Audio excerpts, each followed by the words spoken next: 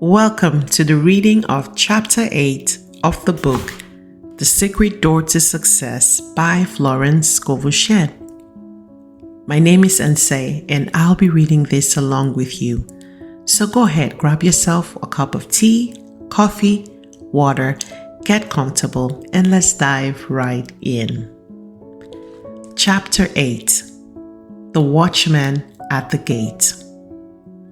Also, I set watchmen over you, saying, Hearken to the sound of the trumpet. Jeremiah 6:17. We must all have a watchman at the gates of our thoughts. The watchman at the gate is the superconscious mind. We have the power to choose our thoughts. Since we have lived in the race thought for thousands of years, it seems almost impossible to control them. They rush through our minds like stampeding cattle or sheep. But a single sheepdog can control the frightened sheep and guide them into the sheep pen.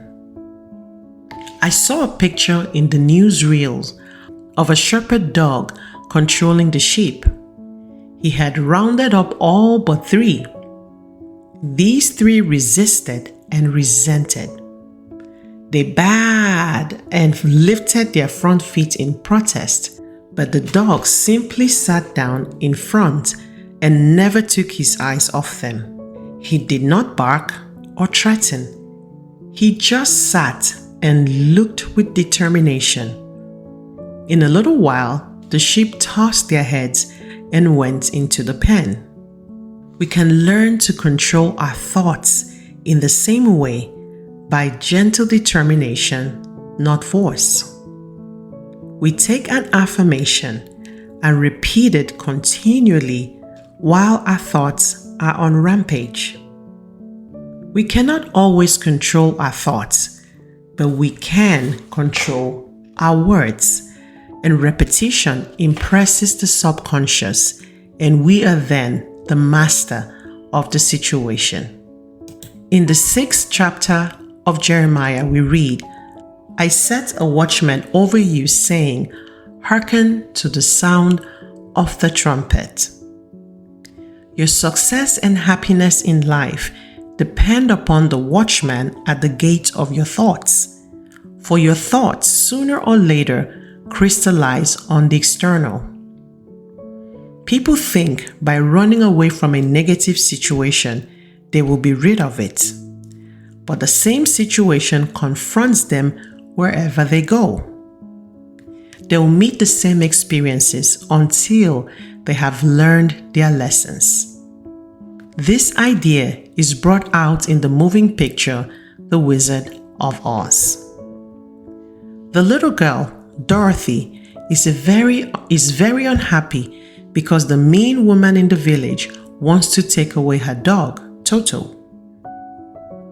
She goes in despair to confide in her Aunt Em and Uncle Henry, but they are too busy to listen and tell her to run along.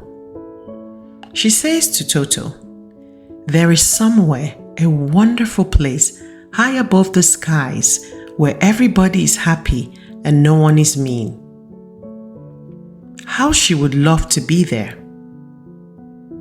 A Kansas cyclone suddenly comes along and she and Toto are lifted up high in the sky and land in the country of Oz.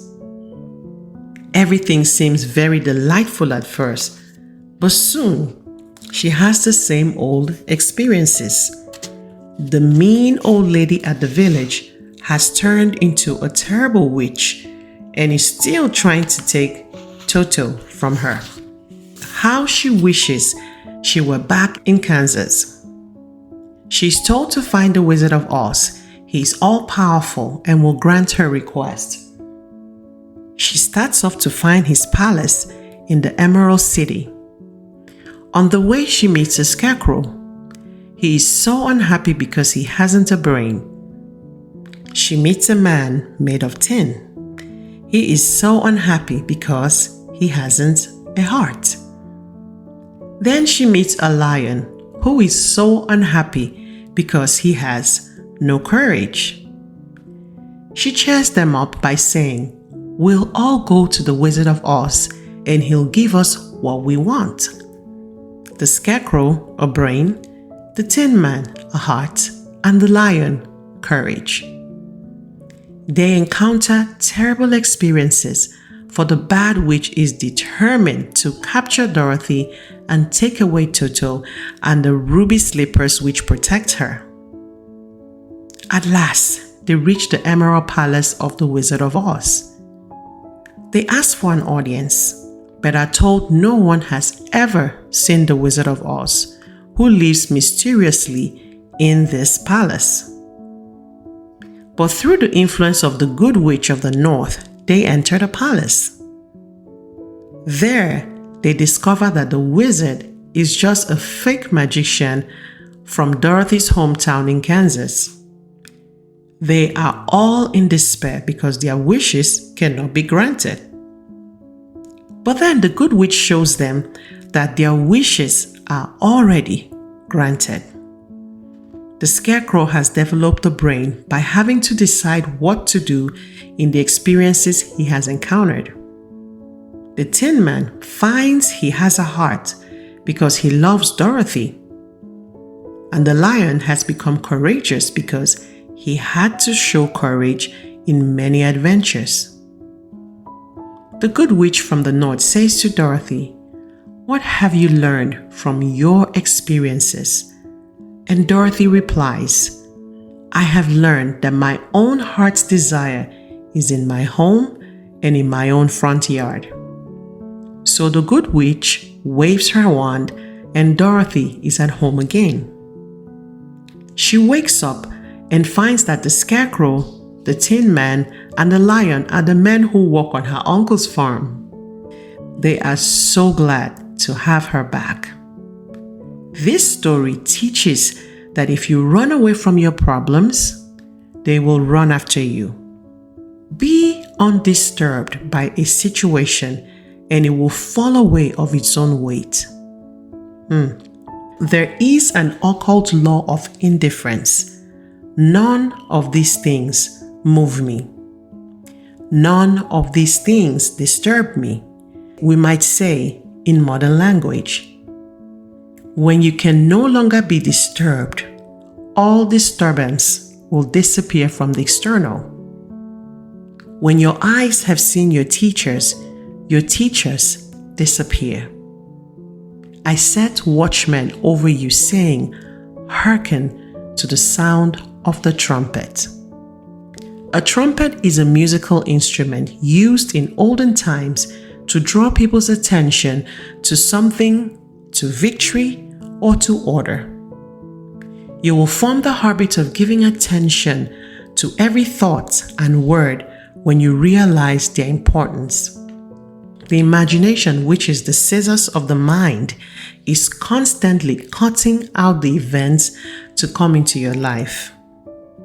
Many people are cutting out fear pictures, seeing things which are not divinely planned. With the single eye, man sees only the truth. He sees true evil, knowing that out of it comes good. He transmutes injustice into justice and disarms his seeming enemy by sending goodwill. We read in mythology of the Cyclops, a race of giants said to have inhabited Sicily. These giants had only one eye in the middle of the forehead. The seat of the imagining faculty is situated in the forehead between the eyes. So these fabled giants came from this idea. You are indeed a giant when you have a single eye. Then every thought will be a constructive thought and every word a word of power. Let the third eye be the watchman at the gate.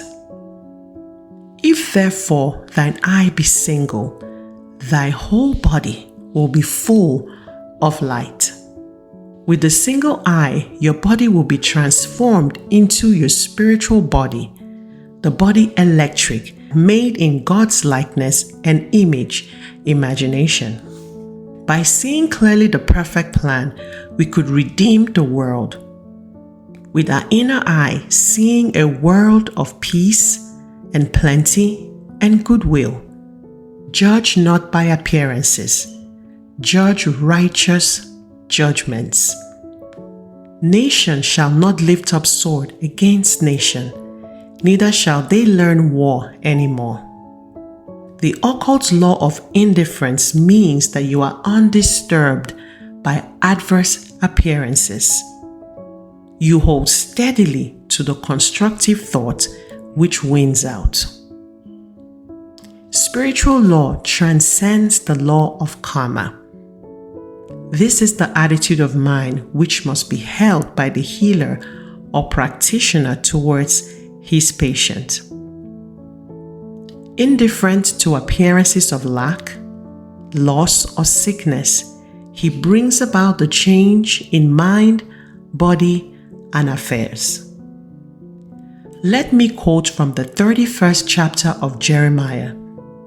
The keynote is one of rejoicing. It gives a picture of the individual freed from negative thinking. For there shall be a day that the watchman upon the Mount Ephraim shall cry, Arise ye, and let us go up to Zion unto the Lord our God. The watchman at the gate neither slumbers nor sleeps. It is the eye which watches over Israel. But the individual, living in a world of negative thought, is not conscious of his inner eye. He may occasionally have flashes of intuition or illumination, then falls back into a world of chaos. It takes determination and eternal vigilance to check up on words and thoughts. The thoughts of fear, failure, resentment, and ill will must be dissolved and dissipated.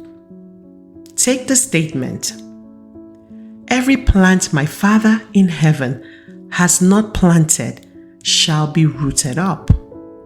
This gives you a vivid picture of rooting up weeds in a garden. They are thrown aside, dry up because they are without soil, because they are without soil to nourish them. You nourish your negative thoughts by giving them your attention. Use the occult law of indifference and refuse to be interested. Soon, you will starve out the army of aliens. Divine ideas will crowd your consciousness. False ideas fade away, and you will desire only that which God desires through you. The Chinese have a proverb, the philosopher leaves the cut of his coat to the tailor. So, leave the plan of your life to the divine designer, and you will find all conditions permanently perfect. The ground I am on is holy ground. I now expand rapidly into the divine plan of my life, where all conditions are permanently perfect. Now, this brings us to the end of the reading of the 8th chapter of this incredible book, The Secret Door to Success by Florence Scovel Shinn. I'd like to know what resonated with you as you listened to the reading of this chapter. What aha moments did you have? What points did you jot down? And what things were enlightened in your mind? Leave us a comment in the comment section and leave your questions as well. If you haven't already, go ahead and hit the like button, subscribe to this channel, and share this content with anyone you know is still looking for the secret door to success. Till we see again, it is goodbye and God bless.